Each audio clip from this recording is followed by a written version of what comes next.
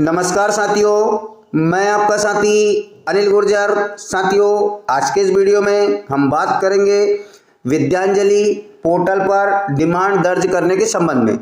साथियों, प्रत्येक संस्था से विद्यांजलि पोर्टल पर रजिस्ट्रेशन एवं डिमांड दर्ज करना होना आवश्यक है, जिसकी की तारीख हम लेटर के माध्यम से देखेंगे और हम किन चीज़ों की डिमांड हमारे विद्यालय की ओर से कर सकते हैं। इस बार थोड़ा सा बदलाव हुआ है। पिछले सत्रों में हम किसी भी चीज़ को लेकर, किसी भी मांग को लेकर डिमांड दर्ज कर पा रहे थे, लेकिन इस बार जो है कुछ थोड़ा अंतर हुआ है, जिसके तहत हमें डिमांड दर्ज करना होगा। तो साथियों, लॉगिन प्रक्रिया कैसे करना है और इस पर रजिस्ट्रेशन कैसे करना है, उसका वीडियो मैं पूर्व में बना चुका हूँ, जिसका कि लिंक डिस्क्रिप्शन बॉक्स में दिया है। साथ ही मेरे चैनल पर भी इस वीडियो से पहले वही वीडियो मिलेगा।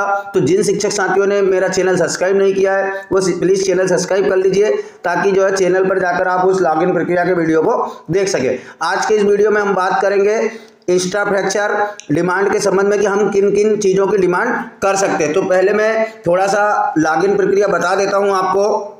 तो साथियों, आप जैसे ही किसी भी पोर्टल पर, जैसे कि क्रोम ब्राउज़र या अन्य जो भी पोर्टल आप चला रहे हो, उसके सर्च बार में विद्यांजलि टाइप करके सर्च करेंगे और लिंक आएगा, उस लिंक पर टिक करके आप करेंगे तो इस प्रकार से विद्यांजलि का लॉगिन पोर्टल आपके पास में आ जाएगा।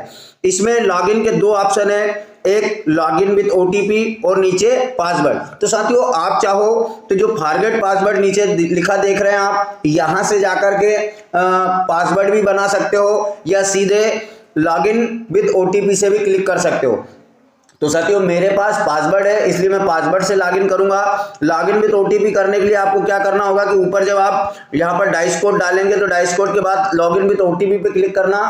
आपका जो विद्यालय का यूडाइस है, उसमें जो संस्था प्रमुख है या जिनके नंबर दर्ज हैं, उनके मोबाइल नंबर पर ओटीपी जाएगा और ओटीपी के फिल करने के बाद आप इसमें लॉगिन कर पाओगे। लेकिन साथियों, जब आप पासवर्ड बना लोगे एक बार, तो वही पासवर्ड आपको बार बार काम आते रहेंगे। मैंने यहाँ पर मेरी संस्था का पासवर्ड दर्ज कर दिया है। अब मैं जो है इसको सबमिट कर लेता हूँ। तो साथियों, जैसे ही कैप्चा डालकर मैंने लॉगिन पर क्लिक किया तो लॉगिन होकर के हमारे पास कुछ इस प्रकार से होम पेज आएगा। अब यहाँ से शुरू होती है साथियों डिमांड दर्ज करने की प्रक्रिया, जिसे कि आपको बहुत ही ध्यान से समझना है। साथियों, आप चाहो तो इसे हिंदी में भी कर सकते हो। जैसे कि हम सेटिंग में जाते हैं, ऊपर जो 3 डॉट दिए हैं इस पर क्लिक करेंगे और इसके साथ में जो ट्रांसलेट का ऑप्शन आता है, ट्रांसलेट के ऑप्शन पर हम टिक करेंगे तो हमारा ये पूरा पेज जो है वो हिंदी में हो जाता है। तो आप हिंदी में भी कर सकते हो।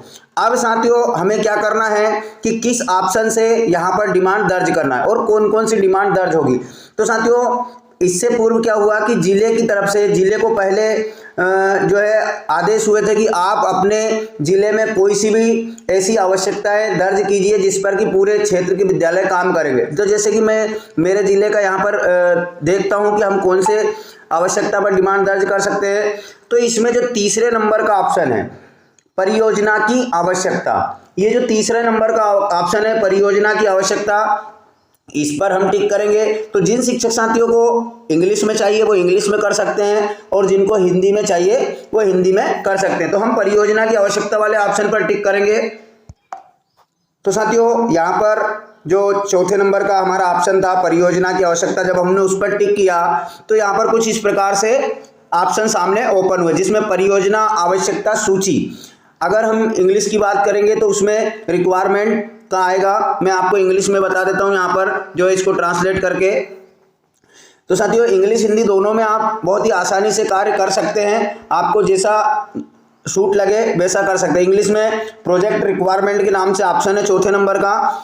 साथियों, इसके बाद जब हम प्रोजेक्ट रिक्वायरमेंट पर क्लिक करेंगे तो यहाँ पर प्लस का ऑप्शन आपके पास देखने को मिलेगा। इस प्लस के ऑप्शन पर जब हम क्लिक करेंगे तो यहाँ पर ऑप्शन आता है ऐड प्रोजेक्ट रिक्वायरमेंट।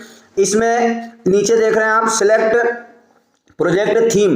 अब ये जो थीम थी, ये पिछले वर्षों में हम किसी भी थीम पर कार्य कर सकते थे, लेकिन इस वर्ष में क्या हुआ कि जिले के डिमांड के अनुसार हमें थीम की का चयन करना होगा। जैसे कि मैं हरदा जिले की बात करता हूं तो यहाँ पर केवल हम 2 थीम पर काम कर सकते हैं, क्योंकि जिले पे 2 थीम पर रिक्वायरमेंट की गई है, जिसमें एक क्लासरूम नीड और एक है हेल्थ एंड सेफ्टी एड्स। तो अब जो जिले की रिक्वायरमेंट है उसके अनुसार हम क्लासरूम नीड पर क्लिक करेंगे। तो यहाँ पर आप देख रहे हैं बहुत सरल हो चुकी है प्रक्रिया। इस बार टाइटल दिए गए हैं, टाइटल आप पूरा देख सकते हैं कि इसके अंतर्गत कितने टाइटल है। अब इसमें हमें क्या करना है कि यहां पर जो है सबसे पहले हमें दर्ज करना होगा एक्सपेक्टेड स्टूडेंट, यानी कि आपकी संस्था में स्टूडेंट कितने दर्ज है या इस योजना से कितने स्टूडेंट आपके लाभान्वित होंगे। तो यहां पर मैं 25 स्टूडेंट दर्ज कर देता हूं। अब नीचे जो है वो आवश्यकता यानी जो आपकी डिमांड है वो यहाँ पर आ रही है कि आपको कितनी रिक्वायरमेंट चाहिए, क्वांटिटी क्या है। जैसे मैं यहाँ पर चेयर एंड बेंचेस की बात करता हूँ तो यहाँ पर मैं 15 दर्ज कर देता हूँ कि मुझे 15 चेयर एंड बेंचेस चाहिए। ग्रीन बोर्ड की आवश्यकता है तो उन्हें 2 ग्रीन बोर्ड दर्ज कर दिए।